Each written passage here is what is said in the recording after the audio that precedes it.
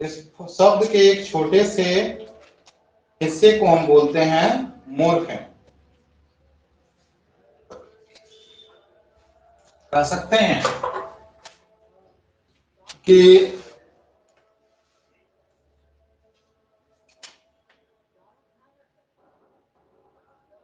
these are such group of letters, these are such group of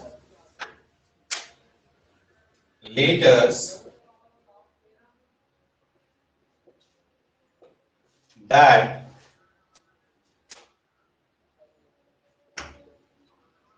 don't have their own meaning, that don't have their own meaning. Letters के ऐसे group जिसका खुद का कोई meaning नहीं होता है, but when added with a meaningful word,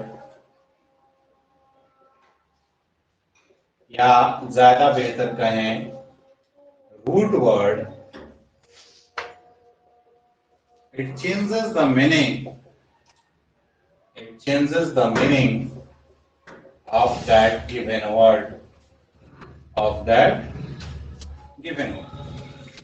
क्या कहा जा रहा है कि लेटर्स का ऐसा समूह, लेटर्स का ऐसा समूह जिसका अपना कोई मीनिंग नहीं है, don't have their own meaning, अपना कोई मीनिंग नहीं है, लेकिन अगर आप किसी मीनिंगफुल वर्ड से इसको ऐड कर देते हैं, जिसको हम रूट वर्ड के नाम से भी जानते हैं, तो यह क्या कर देता है कि उस वर्ड का पूरा मतलब बदल देता है।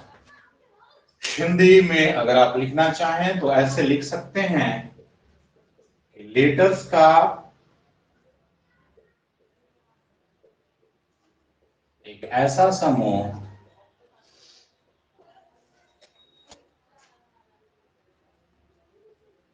जिसको अगर किसी सार्थक शब्द से जोड़ते हैं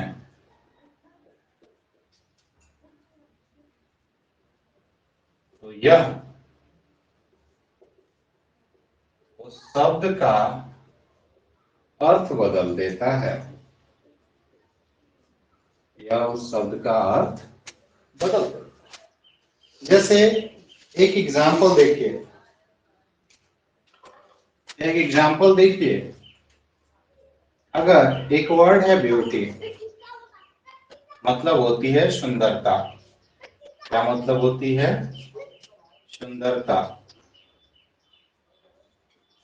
इसमें हमने जोड़ दिया एफ्यूएल, एक नया वर्ड बन गया ब्यूटीफुल, दैट इज सुंदर। अब ये जो एफ्यूएल था, इस एफ्यूएल को ही हम क्या बोलते हैं? मॉर्फेम बोलते हैं।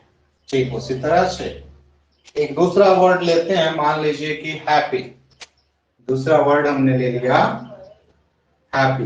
हैप्पी का मतलब जानते हैं, खुश होना। इसमें हम जोड़ दे रहे हैं अनहैप्पी, ये हो गया दुखी। हैप्पी जो रूट वर्ड था, उसमें जैसे ही आपने अन जोड़ा, अन का मतलब होता है नॉट, यानी कि खुशी का उल्टा, तो क्या हो गया? दुख हो गया। एक होता है सफिक्स और एक होता है इनफिक्स। प्रीफिक्स का मतलब हुआ बिफोर, किसी भी वर्ड से पहले जुड़ने वाला। ठीक है, जैसे पहले जुड़ने वाले जो कुछ लेटर्स हैं, उसको हम एक लिस्ट करने की कोशिश करते हैं। किसी से पहले जुड़ता है अन, उसके अलावा I R, I M, I L, R E, P R E, E N, I N, जैसे सब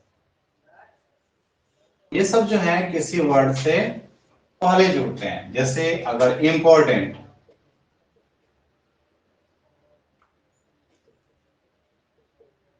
पहले जोड़ दिए अन, क्या बन गया? अनइम्पोर्टेंट। रेस्पॉन्सिबल, आप जोड़ दिए R R, irresponsible.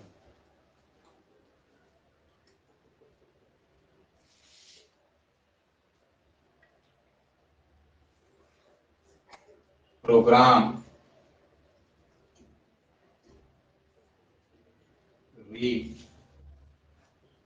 Reprogram. Infix होता है बिटवीन में, जब आप लेटर्स को बदलते हैं, क्या करते हैं? बीच में जब आप किसी लेटर को बदलते हैं उस चीज का अर्थ ढूंढ बदलने के लिए, जैसे मैन एक आदमी, मेन बहुत आदमी, गुज एक हंस, गिज बहुत हंस, टूथ एक दांत, टीथ पूरे दांत का सिस्टम। और सफिक्स का मतलब होता है वो लोग आफ्टर, जब आप बाद में कुछ जोड़ते हैं। अब बाद में जो जोड़ते हैं हम लोग, उसमें जो मेन वर्ड्स आते हैं, आप देखिए होइएगा, एस जोड़ सकते हैं, ईएस जोड़ सकते हैं, ईडी जोड़ सकते हैं, ईएन जोड़ सकते हैं, आईएनजी जोड़ सकते हैं, एलवाई जोड़ सकते हैं, डबल एलवाई जोड़ सकते हैं।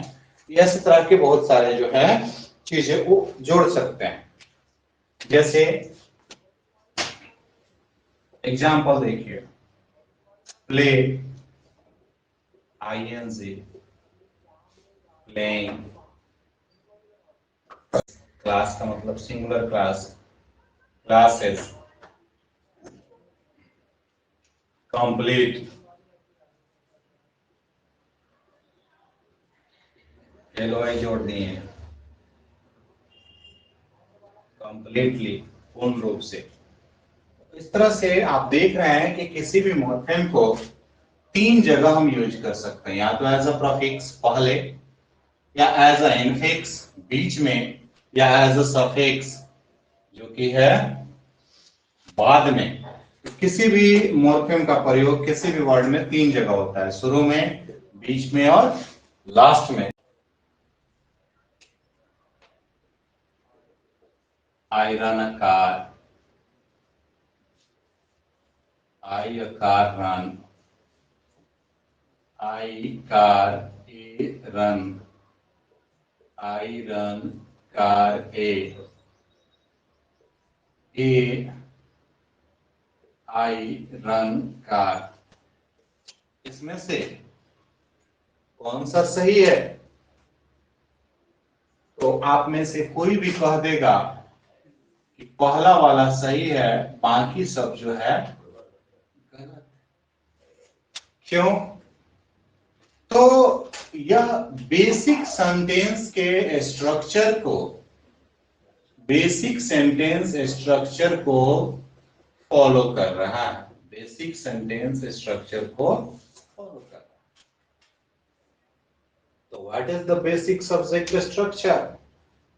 सबसे छोटा सब्जेक्ट का स्ट्रक्चर इंग्लिश में वो है सब्जेक्ट प्लस वर्ब, सबसे छोटा, आई प्ले। उसके बाद subject plus verb plus object, ये थोड़ा सा बड़ा है। Subject plus verb plus object plus other words, ठीक है।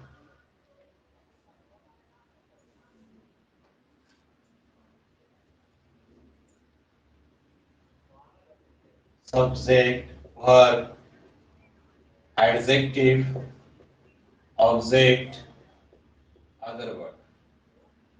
Subject, verb, adverb, adjective, object, other word. आप देख रहे हैं कि ये बड़ा होता चला जा रहा है, जैसे जैसे अलग अलग वर्ड्स को आप उसमें इंक्लूड कर रहे हैं, अलग अलग पार्ट्स ऑफ स्पीच को इंक्लूड कर रहे हैं। लेकिन बेसिक क्या है? Subject verb, subject verb, subject verb, subject verb, ये सभी सेंटेंस में है। तो अगर आपका सेंटेंस इस बेसिक स्ट्रक्चर को पूरा नहीं कर रहा तो वो गलत है। और इसलिए जो इससे हमारे पास डेफिनेशन निकल के आया वो क्या होगा? A group of words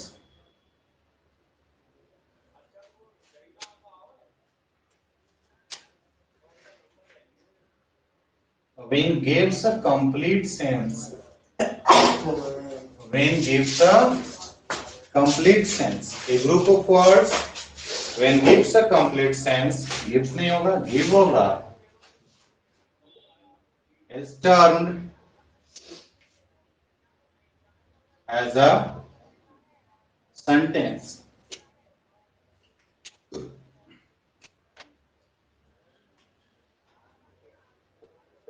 words के ग्रुप से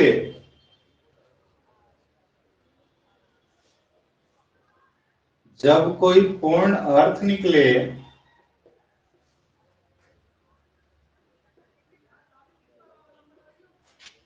तो उसे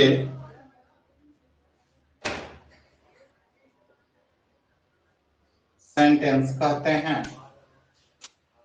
एग्जाम्पल्स हम लिख सकते हैं।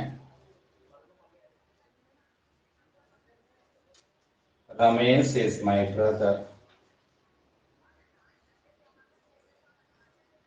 Sita is beautiful, they are singing a song। बहुत सारे इस तरह के एग्जाम्पल्स